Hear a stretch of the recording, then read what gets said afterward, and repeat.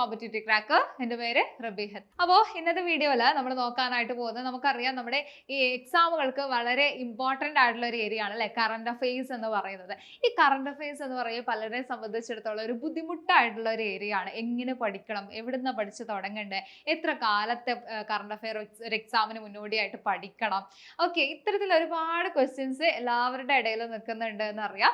അപ്പോൾ ആ ഒരു ക്വസ്റ്റ്യനൊക്കെയുള്ള ആൻസർ ആയിട്ടാണ് നമ്മൾ ഇന്ന് വന്നിട്ടുള്ളത്. എങ്ങനെയാണ് ഈ ഒരു കറണ്ട് അഫെയർസ് പഠിക്കേണ്ടത്, എങ്ങനെയാണ് ഇതിന് നല്ലൊരു മാർക്ക് സ്കോർ ചെയ്യാനായിട്ട് പറ്റുന്നത് എന്നുള്ള ഒരു കാര്യമാണ് നമ്മൾ ഇന്ന് ഡിസ്കസ് ചെയ്യാനായിട്ട് പോകുന്നത്. ഓക്കെ, അപ്പോൾ വളരെ ചുരുക്കി പറയുകയാണെന്നുണ്ടെങ്കിൽ എന്തൊക്കെയാണ് നമ്മൾ ഇന്ന് പറയാൻ പോകുന്നതെന്ന് വെച്ചാൽ, ഈ പ്രീവിയസ് ഇയർ ക്വസ്റ്റ്യൻസിലൂടെ റീസെന്റ് നടന്നിട്ടുള്ള എക്സാമുകളുടെ ഒരു കൃത്യമായിട്ടുള്ള അനാലിസിസിലൂടെ നമുക്ക് എങ്ങനെ ഈ പറയുന്ന ഹോട്ട് ഏരിയാസിനെ ഐഡന്റിഫൈ ചെയ്യാം എന്നുള്ള ഒരു കാര്യം നമ്മൾ ഡിസ്കസ് ചെയ്യുന്നുണ്ട്. അതുപോലെ തന്നെ ഏതൊക്കെ ടൈപ്പ് ഓഫ് ക്വസ്റ്റ്യൻസ് ആണ് നമുക്ക് ഈ ഒരു കറണ്ട് അഫെയറിന്റെ ഭാഗത്തുനിന്ന് എക്സ്പെക്ട് ചെയ്യാനായിട്ട് പറ്റുന്നത് എന്നുള്ള കാര്യം നമ്മൾ ഇവിടെ നോക്കുന്നുണ്ട്. അതുപോലെ തന്നെ ഏതൊക്കെ സോഴ്സുകൾ ഉപയോഗിച്ചുകൊണ്ടാണ് നമ്മൾ ഈ ഒരു കറണ്ട് അഫെയർസ് പഠിച്ചു പോവേണ്ടേ എന്നുള്ള കാര്യം ഇവിടെ പറയുന്നുണ്ട്.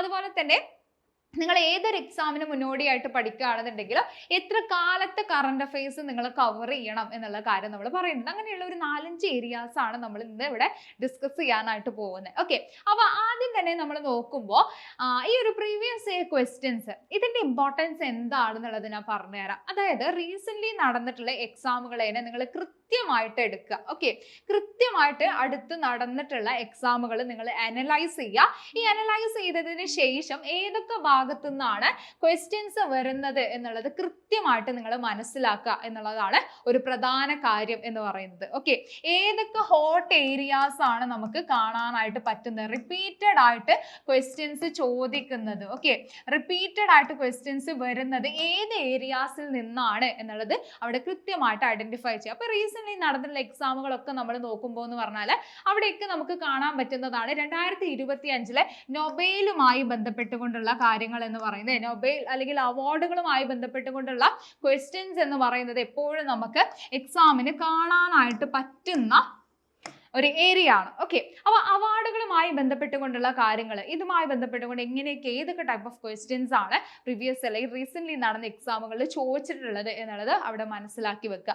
അങ്ങനെ കൃത്യമായിട്ട് പ്രീവിയസ് ഇയർ ക്വസ്റ്റ്യൻസിലെ കറണ്ട് അഫെയറിനെ ഒന്ന് അനലൈസ് ചെയ്യുക.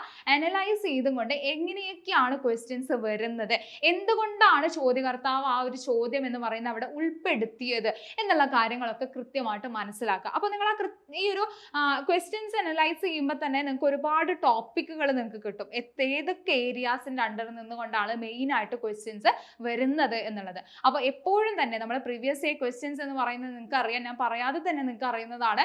ഓരോ ഏരിയ നമ്മൾ പഠിക്കുമ്പോൾ, അതിപ്പോൾ കറണ്ട് അഫെയറിന്റെ കേസ് മാത്രമല്ല, ഹിസ്റ്ററി ആണെങ്കിലും ജോഗ്രഫി ആണെങ്കിലും ഏത് സയൻസിന്റെ ഏരിയ ഒക്കെ ആണെങ്കിലും നമ്മൾ പ്രീവിയസ് ഇയർ ക്വസ്റ്റ്യൻസ് പഠിച്ചു പോവുക, അതിന്റെ ഓപ്ഷൻസിലൂടെ പഠിച്ചു പോവുക എന്ന് പറയുന്നത് അവിടെ ഇമ്പോർട്ടൻ്റ് ആയിട്ട് വരുന്നതാണ്. അപ്പോൾ ഇത്തരത്തിൽ പ്രീവിയസ് ഇയർ ക്വസ്റ്റ്യൻസ് എന്ത് ചെയ്യുക, കൃത്യമായിട്ട് അനലൈസ് ചെയ്തും കൊണ്ട് മുന്നോട്ട് പോവുക എന്നുള്ളൊരു കാര്യമാണ് നമുക്ക് അവിടെ ചെയ്യാനായിട്ട് വരുന്നത്. ഓക്കെ, അതുപോലെ തന്നെ മറ്റൊരു പ്രധാന കാര്യം എന്ന് പറയുന്നത് ക്വസ്റ്റ്യൻ ടൈപ്പ് മനസ്സിലാക്കുക എന്നുള്ളതാണ്. പ്രീവിയസ് ഇയർ ക്വസ്റ്റ്യൻസ് അനലൈസ് ചെയ്യുന്നതോട് കൂടിയിട്ട് നമുക്ക് എന്ത് കിട്ടും, ഓവറോൾ ഒരു ഐഡിയ കിട്ടും. എങ്ങനെയൊക്കെയാണ് ക്വസ്റ്റ്യൻസ് ചോദിക്കുന്നത്, ഏതൊക്കെ ഏരിയ ഫോക്കസ് ചെയ്തുകൊണ്ടാണ് ക്വസ്റ്റ്യൻസ് വരുന്നത് എന്നുള്ള ഒരു ഐഡിയ നമുക്ക് കിട്ടും. അവിടെ തന്നെ നിങ്ങൾക്ക് കൃത്യമായിട്ട് ക്ലാരിഫൈ ചെയ്യാൻ പറ്റുന്ന മറ്റൊരു ഏരിയ ആണ് ക്വസ്റ്റ്യൻ ടൈപ്പ് എങ്ങനെയാണ് വരുന്നത് എന്നുള്ളത്. ഡയറക്റ്റ് ആയിട്ടാണ് ക്വസ്റ്റ്യൻ ചോദിക്കുന്നത്. അപ്പോൾ എന്തെങ്കിലുമൊക്കെ അവാർഡുകളൊക്കെ കാര്യങ്ങൾ നമ്മൾ ചോദിക്കുകയാണെന്നുണ്ടെങ്കിൽ എന്താണ്, ഡയറക്റ്റ് ആയിട്ട് നമുക്ക് ക്വസ്റ്റ്യൻസ് കാണാൻ പറ്റും. ഇപ്പോൾ 2025 നൊബേൽ സമ്മാനം ആർക്കാണ് കിട്ടിയത്, ഇപ്പോൾ സമാധാനത്തിന് നൊബേൽ പുരസ്കാരം ആർക്കാണ് കിട്ടിയത്, അതല്ലെങ്കിൽ എന്തിന്റെ പ്രവർത്തനങ്ങളുമായി ബന്ധപ്പെട്ടുകൊണ്ടാണ് നിൽക്കുന്നത് എന്നുള്ള ടൈപ്പ് ഓഫ് ക്വസ്റ്റ്യൻസ് നമുക്ക് ഡയറക്റ്റ് ആയിട്ടുള്ള ക്വസ്റ്റ്യൻസ് അവിടെ നമുക്ക് കാണാനായിട്ട് പറ്റും. അതല്ലാതെ ഈ പറയുന്ന കറണ്ട് അഫെയർസ് റിലേറ്റഡ് ആയിട്ടുള്ള GK പോലുള്ള കാര്യങ്ങളിൽ നിന്നും നമുക്ക് അവിടെ ക്വസ്റ്റ്യൻസ് വരാറുണ്ട്. അതായത് ഇവിടെ നമ്മൾ നോക്കുമ്പോൾ റീസെന്റ് നടന്ന ഒരു എക്സാമിൽ നമ്മൾ നോക്കുമ്പോൾ, റീസെന്റ് അല്ല, നമ്മുടെ പഹൽഗാം ടെറർ അറ്റാക്ക് നിങ്ങൾ വാർത്തകളിലും ഒക്കെ ആയിട്ട് കണ്ടതും കേട്ടതും ഒക്കെ ആയിട്ടുള്ള കാര്യമായിരിക്കാം. അപ്പോൾ നമ്മുടെ പഹൽഗാം ആക്രമണവുമായി ബന്ധപ്പെട്ടുകൊണ്ട് അതിനുശേഷം വന്നൊരു ക്വസ്റ്റ്യൻ ഉണ്ടായിരുന്നു, ആട്ടിടയന്മാരുടെ താഴ്വര എന്നറിയപ്പെടുന്നത് താഴെ പറയുന്നതിൽ ഏത് പ്രദേശമാണ് എന്നുള്ളത്. അപ്പോൾ പെട്ടെന്ന് നമുക്ക് നോക്കുമ്പോൾ എന്താണ്, ഓക്കെ, ഇതൊരു കറണ്ട് അഫെയർസ് ക്വസ്റ്റ്യൻ അല്ല, ഇതൊരു GK ക്വസ്റ്റ്യൻ ആണ് നമുക്ക് തോന്നിപ്പോകും. പക്ഷെ ശരിക്കും പറഞ്ഞാൽ എന്താ, ഈ പറയുന്ന ആട്ടിടയന്മാരുടെ താഴ്വര എന്നറിയപ്പെടുന്നത് പഹൽഗാം ആണ് എന്ത് പേരിൽ അറിയപ്പെടുന്നത്, ആട്ടിടയന്മാർ ചോദ്യകർത്താക്കന്മാരുടെ താഴ്വര എന്ന പേരിൽ അറിയപ്പെടുന്നത്. അപ്പൊ ചോദ്യകർത്താവ് ആ ഒരു ചോദ്യം അവിടെ ഉൾപ്പെടുത്തിയത് എന്തുകൊണ്ടാണ്? അത് ശരിക്കും കറണ്ട് അഫയറിന്റെ ഭാഗത്തു നിന്ന് വരുന്ന ഒരു ക്വസ്റ്റ്യൻ തന്നെയാണ്. കാരണം എന്താ, റീസെന്റ് നടന്ന ആ ഒരു ഇഷ്യൂവിനെ ബേസ് ചെയ്തുകൊണ്ടുള്ള ക്വസ്റ്റ്യൻ ആണ് അവിടെ ഡയറക്റ്റ് ആയിട്ട് ചോദിച്ചിട്ടുള്ളത് എന്ന് നമുക്ക് കാണാൻ പറ്റും. അപ്പൊ ഇത്തരത്തിൽ എങ്ങനെയൊക്കെയാണ് ക്രൂക്ക് ചെയ്തുകൊണ്ടാണ് ക്വസ്റ്റ്യൻസ് വരുന്നത്, ചോദ്യകർത്താവ് എങ്ങനെയൊക്കെയാണ് ക്വസ്റ്റ്യൻസ് ചോദിക്കുന്നത് എന്നുള്ളത് അവിടെ നിങ്ങൾ മനസ്സിലാക്കുക. അപ്പൊ ഇത്തരത്തിൽ നമുക്ക് ഡയറക്റ്റ് ആയിട്ടുള്ള ക്വസ്റ്റ്യൻസ്, സ്റ്റേറ്റ്മെന്റ് ആയിട്ടുള്ള ക്വസ്റ്റ്യൻസും ഒക്കെ അവിടെ കാണാനായിട്ട് പറ്റും. അപ്പൊ ഇത്തരത്തിൽ പ്രീവിയസ് ഇയർ ക്വസ്റ്റ്യൻസ് അനലൈസ് ചെയ്യുന്ന സമയത്താണ് നമുക്ക് ഒരു ഐഡിയ കിട്ടുക ഇത് എങ്ങനെയാ എന്താ ചെയ്യേണ്ടത് എന്നുള്ള കാര്യം. ഓക്കെ, ഡയറക്റ്റ് ആയിട്ട് ചോദിക്കാം, അതല്ലാതെ കറണ്ട് അഫയേഴ്സ് റിലേറ്റഡ് ആയിട്ടുള്ള GK വെച്ചുകൊണ്ടും അവർക്ക് ക്വസ്റ്റ്യൻസ് ചോദിക്കാവുന്നതാണ്. സോ ഇതെല്ലാം നമുക്ക് മനസ്സിലാക്കാൻ പറ്റുന്നത് എങ്ങനെയാ,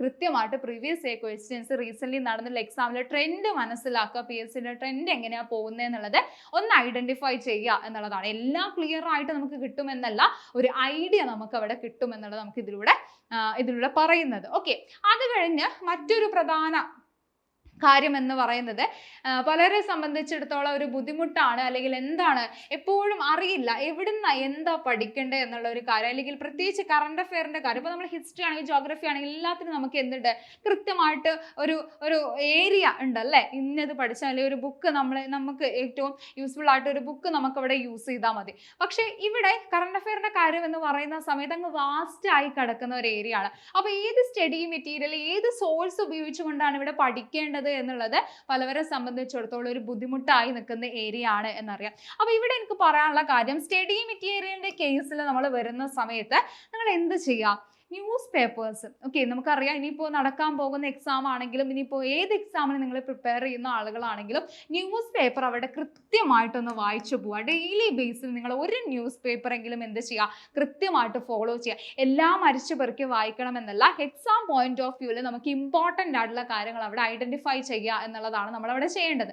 കാരണം ഒരു ക്വസ്റ്റ്യൻ അല്ലെങ്കിൽ ഒരു ന്യൂസ് നമ്മൾ കാണുന്ന സമയത്ത് എങ്ങനെ ഈ ഒരു ക്വസ്റ്റ്യൻ എങ്ങനെ PSCക്ക് ചോദിക്കാം. ഇപ്പോൾ പല സ്കീമുകളായിക്കോട്ടെ, അതല്ലെങ്കിൽ എന്തെങ്കിലും രാജ്യത്തോ ലോകത്തോ എന്തെങ്കിലും ആയിട്ട് പുതിയതായിട്ട് വരുന്ന എന്തെങ്കിലും മാറ്റങ്ങളായിക്കോട്ടെ, പുതുതായിട്ട് ഒരാളെ നിയമിതനാവുന്നതായിക്കോട്ടെ, ഇത്തരത്തിലുള്ള കാര്യങ്ങളൊക്കെ നമ്മുടെ ന്യൂസ് പേപ്പർ വായിക്കുന്നതിലൂടെ നമുക്ക് കിട്ടുന്ന കാര്യങ്ങളാണ്. അപ്പൊ എന്ത് ചെയ്യാം, ന്യൂസ് പേപ്പേഴ്സ് കൃത്യമായിട്ട് വായിച്ചു പോവുക, എക്സാം പോയിന്റ് ഓഫ് വ്യൂവിൽ വായിക്കുക. അതല്ലാതെ നമുക്ക് ആവശ്യമില്ലാത്ത ഒരുപാട് കാര്യങ്ങൾ നമുക്ക് അവിടെ വായിക്കാണ്ടാവും. അപ്പൊ അതൊന്നും വേണ്ട, നമുക്ക് എന്താണോ എക്സാം പോയിന്റ് ഓഫ് വ്യൂവിൽ ആവശ്യമായിട്ടുള്ളത്, അതിന് നിങ്ങൾക്ക് ഏറ്റവും ആപ്റ്റ് ആയിട്ട് തോന്നിയിട്ടുള്ള ഒരു ന്യൂസ് പേപ്പർ എടുത്തുകൊണ്ട് എന്ത് ചെയ്യാം, അത് കൃത്യമായിട്ട് ഡെയിലി ബേസ് ന്യൂസ് പേപ്പർ വായിച്ചു പോവാത്ത ആളുകളാണെന്നുണ്ടെങ്കിൽ അതൊരു ശീലമാക്കാൻ തന്നെ ശ്രദ്ധിക്കുക. അത് ഏതെങ്കിലുമൊക്കെ വിധേന നമുക്ക് ഉപകാരപ്പെടും എന്നുള്ളത് ഇമ്പോർട്ടൻ്റ് ആയിട്ടുള്ള ഒരു കാര്യമാണ്. ഓക്കെ, അപ്പൊ എന്ത് ചെയ്യാം, ഡെയിലി ബേസിൽ അതവിടെ വായിച്ചു പോവുക എന്നുള്ളതാണ്. ഓക്കെ, അത് കഴിഞ്ഞ് നമ്മൾ നോക്കുന്ന സമയത്ത് ഈ ഒരു ന്യൂസ് പേപ്പർ കഴിഞ്ഞ് തന്നെ നമ്മൾ നോക്കുമ്പോൾ എന്ന് പറഞ്ഞാൽ മറ്റൊരു പ്രധാന ഏരിയ ആണ് നമ്മുടെ PSC ബുള്ളറ്റിൻ എന്ന് പറയുന്നത്. ഓക്കെ, PSC ബുള്ളറ്റിന്റെ കേസ് നമ്മൾ നോക്കുന്ന സമയത്ത് ഇവിടെ നമുക്കറിയാം ഈ ഒരു PSC ബുള്ളറ്റിനുമായി റിലേറ്റ് ചെയ്തുകൊണ്ടുള്ള കാര്യങ്ങൾ, ഓക്കെ, പ്രധാനപ്പെട്ട കാര്യങ്ങൾ എന്ത് ചെയ്യുക, ആ ഭാഗത്തുനിന്ന് ഒന്ന് നോട്ട് ചെയ്ത് പോവുക എന്നുള്ളതാണ്. ഓരോ PSC ബുള്ളറ്റിനിലും വരുന്ന പ്രധാന കാര്യങ്ങൾ എന്ത് ചെയ്യുക, അവിടെ പഠിച്ചു പോവുക. ഓക്കെ, അത് നമുക്ക് അവിടെ ഇമ്പോർട്ടൻ്റ് ആയിട്ട് വരുന്നതാണ്. പിന്നെ നേരത്തെ പറഞ്ഞ പോലെ തന്നെ നമ്മുടെ ഈ പറയുന്ന പ്രീവിയസ് ഇയർ ക്വസ്റ്റ്യൻസ് എന്ന് പറയുന്നത്, പ്രീവിയസ് ഇയർ ക്വസ്റ്റ്യൻസിനെ കൃത്യമായിട്ട് അനലൈസ് ചെയ്തുകൊണ്ട് എന്താണ് ഈ പറയുന്ന എക്സാം റിക്വയർ ചെയ്യുന്നത് എന്നുള്ള കാര്യം ഇവിടെ നോട്ട് ചെയ്തു പോവുക. ഓക്കെ, ഇതൊക്കെയാണ് മെയിൻ ആയിട്ട് നമ്മുടെ ഈ ഒരു സ്റ്റഡി മെറ്റീരിയൽ ഏരിയാസിൽ വരുന്നത്. ഓക്കെ, ഇവിടെ എനിക്ക് പറയാനുള്ള ഒരു കാര്യം എന്ന് പറഞ്ഞാൽ നമുക്ക് ഇപ്പോൾ വളരെ അവൈലബിൾ ആണ്. അതായത് എവിടെയാണെങ്കിലും സോഷ്യൽ മീഡിയയിൽ എവിടെയാണെങ്കിലും നമുക്ക് എല്ലാം നമുക്ക് ആക്സസിബിൾ ആയിട്ടുള്ളതാണ്. അപ്പോൾ ഒരുപാട് ഏരിയാസ് അല്ലെങ്കിൽ ഒരുപാട് ചാനലുകൾ ഇതിനെയൊക്കെ ഫോളോ ചെയ്ത് പോകുന്നതിന് പകരം എന്ത് ചെയ്യുക, ഒന്നിൽ ഫോക്കസ് ചെയ്തും കൊണ്ട് നിങ്ങൾ പോവുക എന്നുള്ള ഒരു കാര്യമാണ് ചെയ്യേണ്ടത്. ഓക്കെ, ഇവിടുന്ന് എടുത്ത് ഒരുപാട് പഠിച്ചു പോകുന്നതിന് പകരം ഒരു കൃത്യമായിട്ടുള്ള ഒരു വേയിൽ ഒരു പാത്തിൽ നിങ്ങൾ പോവുക എന്നുള്ള കാര്യമാണ് ഈ പറയുന്ന സ്റ്റഡി മെറ്റീരിയൽസിന്റെ കാര്യത്തിൽ നിങ്ങൾ എപ്പോഴും ശ്രദ്ധിക്കേണ്ട ഒരു കാര്യം എന്ന് പറയുന്നത്. നിങ്ങൾ ഏത് ബുക്കാണെങ്കിലും ഏത് ചാനലാണെങ്കിലും ഫോളോ ചെയ്യുകയാണെന്നുണ്ടെങ്കിലും അതിന് ഫോളോ ചെയ്തുകൊണ്ട് പോവുക എന്നുള്ളതാണ്. ഓക്കെ, അപ്പോൾ അതവിടെ ശ്രദ്ധിക്കുക. ഓക്കെ, ഇതാണ് സ്റ്റഡി മെറ്റീരിയൽസിന്റെ കേസിൽ നമ്മൾ നോക്കുന്ന സമയത്ത്. അതുപോലെ അതുപോലെ തന്നെ നമ്മുടെ പ്രധാനപ്പെട്ട ഹോട്ട് ഏരിയാസ് ഏതൊക്കെയാണെന്നുള്ളത് ഐഡന്റിഫൈ ചെയ്യാന്നുള്ളത്. അത് നമ്മൾ നേരത്തെ ആ ഒരു പ്രീവിയസ് ക്വസ്റ്റ്യൻസിന്റെ കാര്യങ്ങൾ പറഞ്ഞ പോലെ തന്നെ അവിടെ നിങ്ങൾക്ക് ഒരു ഐഡിയ കിട്ടും എന്താണ് പഠിക്കേണ്ടത്, എവിടെ ഫോക്കസ് ചെയ്തുകൊണ്ടാണ് ചോദ്യകർത്താവ് ചോദ്യങ്ങൾ ഇടുന്നത് എന്നുള്ള കാര്യം നമുക്ക് അവിടെ ഐഡന്റിഫൈ ചെയ്യാനായിട്ട് പറ്റും. അപ്പൊ അത്തരത്തിലുള്ള കാര്യം അപ്പൊ നമുക്ക് അവാർഡുകൾ എപ്പോഴും ക്വസ്റ്റ്യൻസിൽ നമുക്ക് കാണുന്ന ഒന്നാണ്, ചോദ്യപേപ്പറിൽ കാണുന്ന ഒരു ഏരിയ ആണ് അവാർഡുകളുമായി, ഏതെങ്കിലുമൊക്കെ അവാർഡുകളുമായി ബന്ധപ്പെട്ടുകൊണ്ടുള്ള കാര്യങ്ങൾ. അപ്പൊ ഇനിയുള്ള എക്സാമുകളിൽ നമുക്ക് എക്സ്പെക്ട് ചെയ്യാൻ പറ്റുന്ന ഒരു പ്രധാന ഏരിയ ആണ് ചോദിച്ചിട്ടുള്ളത്. അപ്പൊ നടക്കുന്ന എക്സാമുകളിലെല്ലാം നമുക്ക് എന്താണ് 2025 നൊബേലുമായി ബന്ധപ്പെട്ടുകൊണ്ടുള്ള ക്വസ്റ്റ്യൻസ് കാണാൻ പറ്റുന്നതാണ്. അപ്പോൾ ഇനിയുള്ള നിങ്ങളിപ്പോൾ ഏത് എക്സാമിന്, ഇപ്പോൾ LGS എക്സാമിനാണെങ്കിൽ അല്ലെങ്കിൽ ഏത് ഡിഗ്രി ലെവൽ എക്സാമിനാണെങ്കിൽ ഏതിനെ ഫോക്കസ് ചെയ്തുകൊണ്ട് പഠിക്കുന്ന ആളുകളാണെങ്കിലും എന്ത് ചെയ്യുക, അത്തരത്തിൽ ഈ പറയുന്ന ഹോട്ട് ഏരിയാസ് എന്ന് പറയുന്നത് മനസ്സിലാക്കുക, അവിടെ നിന്നുള്ള കാര്യങ്ങൾ കൃത്യമായിട്ട് പഠിച്ചു പോവുക. ഈ പറയുന്ന അവാർഡുകളായിക്കോട്ടെ, അപ്പോയിൻമെന്റുകളായിക്കോട്ടെ, ഇതൊക്കെ നമുക്ക് ക്വസ്റ്റ്യൻസ് വരുന്നതാണ്. അതുപോലെ തന്നെ പ്രധാനപ്പെട്ട സ്കീമുകൾ, പഴയ സ്കീമുകളാവാം, അപ്പം മൃതസഞ്ജീവിനി,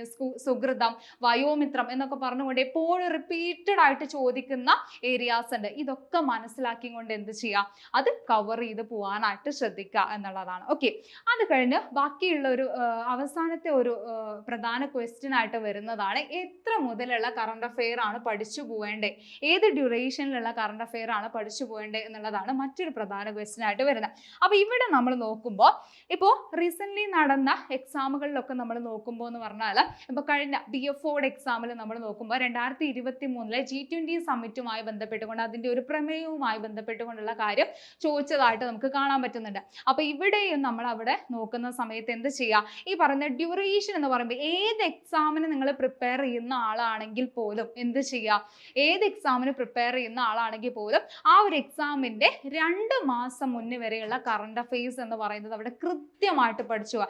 എസ്പെഷ്യലി ആ ഒരു 6 മാസം മുന്നേ വരെയുള്ള കറണ്ട് അഫെയർ, എക്സാമിന് മുന്നോടിയായിട്ടുള്ള 6 മാസം വരെയുള്ള കറണ്ട് അഫെയർസ് എന്ന് പറയുന്നത് എന്തായാലും പഠിച്ചു വെക്കാനായിട്ട് ശ്രദ്ധിക്കുക. ഓക്കെ, ഇപ്പോൾ ഒരു 2026 നിങ്ങൾ എക്സാം എഴുതാനായിട്ട് പോകുന്നതെന്നുണ്ടെങ്കിൽ 25 എന്തായാലും തറവാക്കി വെക്കുക എന്നുള്ളത് അവിടെ ഇമ്പോർട്ടൻ്റ് ആണ്. ഓക്കെ, 26 നിങ്ങൾ ആ ഒരു പ്രധാന എക്സാമിന് മുന്നോടിയായിട്ടുള്ള രണ്ട് മാസത്തിന് മുന്നോടിയായിട്ടുള്ള കാര്യങ്ങൾ അവിടെ പഠിച്ചു പോവുക.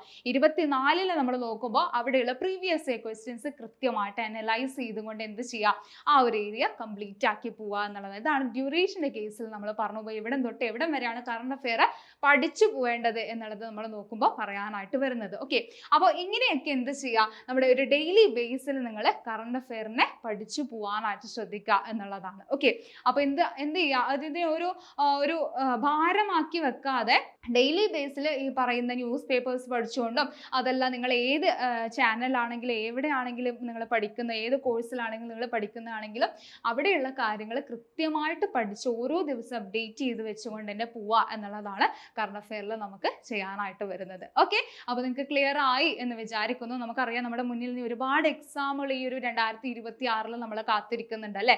ഫോഴ്സിലോട്ടാണെങ്കിലും അതല്ല ഇങ്ങനെ നോക്കുകയാണെന്നുണ്ടെങ്കിൽ ഒരുപാട് അവസരങ്ങളുടെ ഒരു വർഷം തന്നെയാണ് 2026 എന്ന് പറയുന്നത്. അപ്പോൾ കോമ്പറ്റേറ്റീവ് ക്രാക്കറിലാണെങ്കിലും നിങ്ങൾക്കായിട്ടുള്ള കോഴ്സുകൾ കാര്യങ്ങൾ എല്ലാം നമ്മൾ സ്റ്റാർട്ട് ചെയ്തിട്ടുണ്ട്. ഇപ്പോൾ ഈ പറയുന്ന ഡിഗ്രി പ്രിലിംസിലൊക്കെ ആണെന്ന് വരുന്ന കോഴ്സുകൾ അല്ലെങ്കിൽ എന്താണ് ഈ പറയുന്ന എക്സാം ബേസ്ഡ് ആയിട്ടുള്ള കോഴ്സുകളും കാര്യങ്ങളും ഒക്കെ നമ്മൾ സ്റ്റാർട്ട് ചെയ്തിട്ടുണ്ട്. LGS എന്ന് പറയുന്നത് നമുക്കറിയാം ഒരുപാട് ഉദ്യോഗാർത്ഥികൾ കാത്തിരിക്കുന്ന ഒരു എക്സാം കൂടിയാണ് അല്ലെ. എന്താണ് പഠിച്ച് മുന്നേറാൻ തുടങ്ങുന്ന ഒരു എക്സാം കൂടിയാണ്. അപ്പോൾ ഇതിലെല്ലാം ഉള്ള കോഴ്സുകൾ കാര്യങ്ങൾ എന്ന് പറയുന്നത് കോമ്പറ്റേറ്റീവ് ക്രാക്കറിൽ നമ്മൾ സ്റ്റാർട്ട് ചെയ്തിട്ടുണ്ട്. കൃത്യമായിട്ട് ഈ പറഞ്ഞ പോലെ കറണ്ട് അഫെയറും കാര്യങ്ങളും എല്ലാം അടങ്ങുന്ന പ്രീവിയസ് ക്വസ്റ്റ്യൻസിന്റെ കൃത്യമായിട്ടുള്ള അനാലിസിസ് കാര്യങ്ങൾ അടങ്ങുന്ന മോക്ക് ടെസ്റ്റുകൾ, അതുപോലെ തന്നെ ലൈവ് റെക്കോർഡഡ് ക്ലാസ്സുകൾ, അതുപോലെ തന്നെ കൃത്യമായിട്ടുള്ള മെന്റർഷിപ്പുകൾ കാര്യങ്ങൾ ഇതെല്ലാം അടങ്ങുന്ന ഒരു ബാച്ച് തന്നെയാണ്. അപ്പോൾ ഈ ഒരു ബാച്ചിനെ കുറിച്ചിട്ടുള്ള കൂടുതൽ ഡീറ്റെയിൽസ് നിങ്ങൾക്ക് അറിയുന്നതിനായിട്ട് താഴെ നമ്മൾ ലിങ്ക് കാര്യങ്ങൾ പ്രൊവൈഡ് ചെയ്യാം, ഫോമുകൾ കാര്യങ്ങൾ പ്രൊവൈഡ് ചെയ്യാം. അതിൽ നിങ്ങൾക്ക് എന്ത് നിങ്ങളുടെ ഡൗട്ടുകൾ കാര്യങ്ങൾ ഉണ്ട് എന്നുണ്ടെങ്കിൽ നിങ്ങൾക്ക് അതിൽ അറിയിക്കാവുന്നതാണ്. ഓക്കെ, പിന്നെ അതുപോലെ തന്നെ കോമ്പറ്റേറ്റീവ് ക്രാക്കറിന്റെ തന്നെ നമ്മുടെ കറണ്ട് അഫെയറിന്റെ ടെലഗ്രാം ഗ്രൂപ്പ് ഉണ്ട്, അതിൽ നിങ്ങൾക്ക് ജോയിൻ ചെയ്യാം. അതിൽ നമ്മൾ ഫ്രീ ടെലഗ്രാം ഗ്രൂപ്പാണ്, നിങ്ങൾക്ക് ജോയിൻ ചെയ്യാവുന്നതാണ്. ഡെയിലി അപ്ഡേറ്റ്സ് അതിൽ പോകുന്നുണ്ട്, ന്യൂസ് പേപ്പേഴ്സിന്റെ കട്ടിങ്സ് ആയിട്ടും അതുപോലെ തന്നെ പോളുകളായിട്ടും ഡെയിലി വരുന്ന ഈ പറയുന്ന ടെംപ്ലേറ്റുകളൊക്കെ ആയിട്ട് നമ്മൾ അതിൽ ഡെയിലി കറണ്ട് അഫെയർസിന്റെ അപ്ഡേഷൻ അതിൽ പോകുന്നുണ്ട്, അതിൽ നിങ്ങൾക്ക് ജോയിൻ ചെയ്യാവുന്നതാണ്. ഓക്കെ, അപ്പോൾ എന്തായാലും വീഡിയോ യൂസ്ഫുൾ ആയി എന്ന് വിചാരിക്കുന്നു. എന്തെങ്കിലും തരത്തിലുള്ള ഡൗട്ട്സോ കാര്യങ്ങളോ ഉണ്ട് എന്നുണ്ടെങ്കിൽ നിങ്ങൾ കമന്റ് ചെയ്യുക, അറിയിക്കുക. സോ മറ്റൊരു പുതിയൊരു വീഡിയോ ആയിട്ട് നമുക്ക് കാണാം.